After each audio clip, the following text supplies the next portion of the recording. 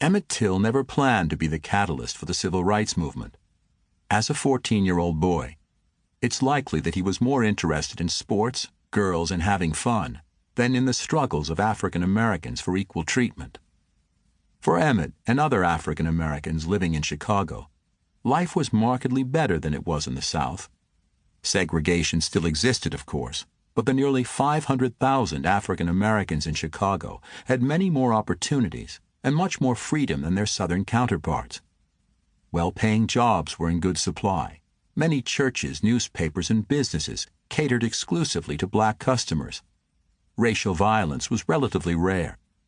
In general, the quality of life, housing, education, employment, entertainment, and social opportunities was significantly better for African Americans and whites in Chicago than it was in most Southern cities.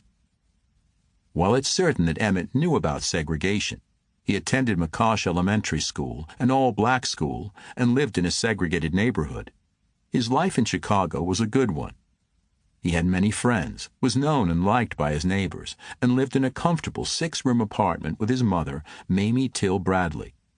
He may have heard about some of the racist trouble in Mississippi and other Southern states, and in May 1954 probably also learned about the Supreme Court decision that declared school segregation illegal.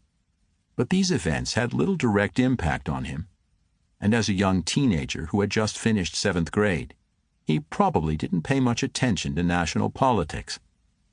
But racist whites in Mississippi and other Southern states did pay attention to the Supreme Court's Brown v. Board of Education ruling in 1954, and their reactions were swift and angry. U.S. Congressman John Bell Williams of Mississippi immediately labeled the day of the announcement Black Monday. He accused the Supreme Court of attempting to destroy the Southern way of life and vowed to do whatever he could to resist desegregation. James O. Eastland, U.S. Senator from Mississippi, said, "On May 17, 1954, the Constitution of the United States was destroyed because of the Supreme Court's decision. You are not obligated to obey the decisions of any court which are plainly fraudulent."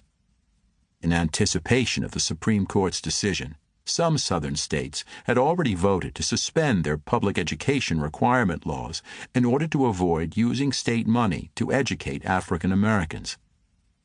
Actions to block integration took place outside the government as well. In Indianola, Mississippi, Robert Tutt Patterson formed the White Citizens Council, a white-collar version of the Ku Klux Klan, to use political and economic pressure to combat integration in the South. The council quickly spread to other Southern states.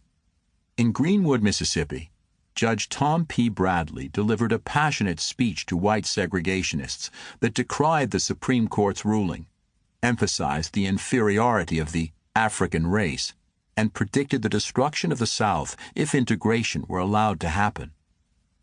Brady's speech was so popular that in July 1954 he expanded it and published it as a book, Black Monday, Segregation or Amalgamation, America Has Its Choice.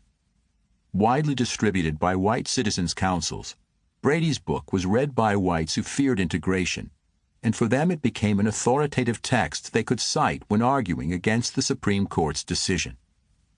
Brady's book included a chilling prediction. After a lengthy description of how integration was a communist socialist plot to destroy America and how the mixing of races would ruin our nation, Brady unknowingly foreshadowed the racist rationale for murdering Emmett Till 13 months before his death.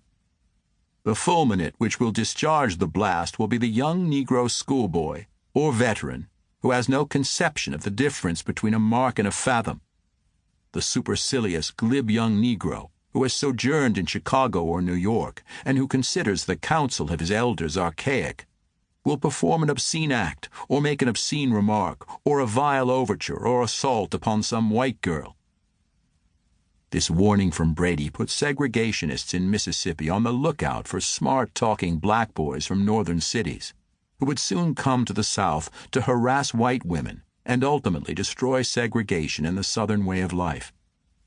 Brady also argued that school integration was a communist-inspired plot that would lead directly to what white supremacists feared most, the end of the separation of the black and white races. You cannot place little white and Negro children together in classrooms and not have integration. They will sing together, dance together, eat together, and play together. They will grow up together, and the sensitivity of the white children will be dulled. This is the way it has worked out in the North. This is the way the NAACP wants it to work out in the South, and that is what Russia wants. Many readers believed every word of Brady's inflammatory book and became increasingly worried about the negative effects the Brown versus Board of Education decision would have on their lives and their society.